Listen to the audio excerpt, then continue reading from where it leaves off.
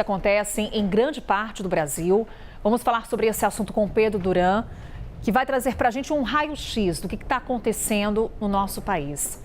Há um levantamento do Corpo de Bombeiros dos estados e que consegue mostrar para a gente onde a situação, Pedro, nesse momento é mais preocupante. Sim, Carol, eu conversei ontem à noite com representantes ou chefes do Corpo de Bombeiros de 4 estados brasileiros, para poder entender qual era a maior preocupação nesse momento e o que estava acontecendo de grave nesses estados. Queria trazer então um pouco aqui do relato que esses chefes dessas equipes, dessas forças-tarefas que estão nas ruas combatendo os incêndios trouxeram para a gente. Vamos chamar então a nossa arte, que mostra exatamente quais são as preocupações em cada um dos 4 estados com quem a gente conversou. Começando por Minas Gerais, Carol, uma incrível marca de um chamado a cada 6 minutos nesse final de semana para o Corpo de Bombeiros por conta de incêndios. São 9 operações em andamento, algumas eles já tiveram condições de resolver, mas ainda existem 9 operações que são de lugares onde o fogo está ativo. E a Serra do Brigadeiro é o local que mais preocupa. São 14 dias de operação sem conseguir, de fato, mitigar o fogo por lá, o fogo continua por lá.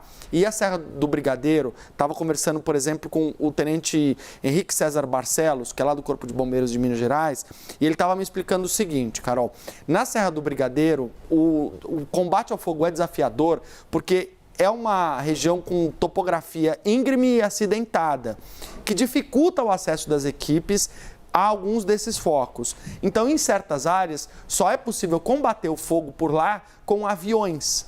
E justamente por isso, eles têm dificuldade de conseguir controlar os incêndios. Eles também observaram o deslocamento de troncos e outros fragmentos das cristas, dos montes para as áreas mais baixas, inclusive em regiões com aceros, o que coloca em risco as áreas ainda não atingidas pelo fogo.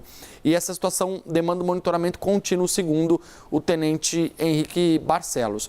Importante dizer que Minas Gerais é uma região brasileira que tem muitos parques, muitas áreas verdes grandes espalhadas pelo estado. E justamente por isso há uma preocupação muito grande, porque alguns desses focos começam no meio dessas áreas e as pessoas demoram a perceber que de fato está pegando fogo. E aí por isso a chegada dos bombeiros ela é mais demorada e ela é mais complicada. Passando para o caso de Goiás, aqui uma notícia um pouco melhor, porque Goiás teve um final de semana menos complicado do que o último final de semana que a gente viu quando a Chapada dos Veadeiros teve um incêndio bastante importante, e exigiu o trabalho intenso dos bombeiros. Conversei com o Coronel Washington, que é quem cuida do Corpo de Bombeiros por lá. Ele acionou também a equipe dele para ajudar a prestar as informações. Eles tiveram aqui focos na zona rural, em 2 regiões, Maripotaba e Professor Jamil. E no domingo, ontem, um foco em vegetação em Luiz Alves. Foram os últimos relatos de incêndio por lá. Pequenos focos espalhados pelo estado, nada comparado ao que aconteceu na Chapada dos Veadeiros, mas eles continuam trabalhando por lá para garantir que esse fogo não volte com a mesma intensidade. É porque o tempo continua muito seco, muito quente, né? Sim, exatamente. Nem todos esses lugares tiveram a sorte que São Paulo teve de cair uma chuva ontem à noite, que continuou hoje de manhã. Mato Grosso do Sul, a Operação Pantanal chega a 168 dias hoje.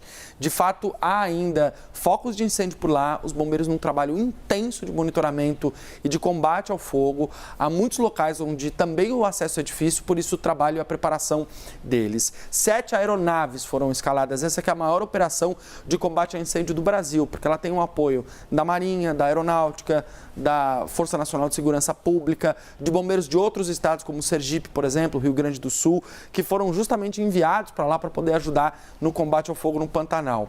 O que preocupa, o que é alarmante? A região norte do estado, Carol, registrou nesse final de semana 36 graus Celsius com vento fraco, vento abaixo de 18 km por hora e umidade em 10%. Então, essa situação climática ajuda a fazer com que esses focos de incêndio se perpetuem. Para terminar, o Rio de Janeiro instalou na última quinta-feira um gabinete de crise montado para poder atender essas ocorrências que se multiplicaram nos últimos dias.